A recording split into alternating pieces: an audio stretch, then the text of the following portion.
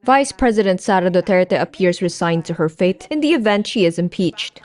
If I get impeached, then that is my end. Gumastos at magwaldas ng pera ng gobyerno para i-impeach ang Vice President.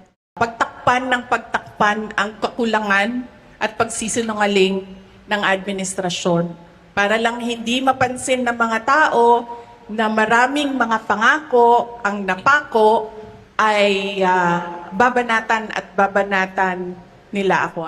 She also claims House Speaker Martin Romualdez wants to become vice president.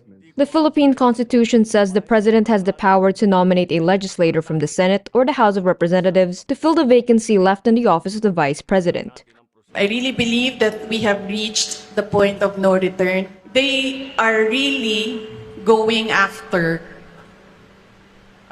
me.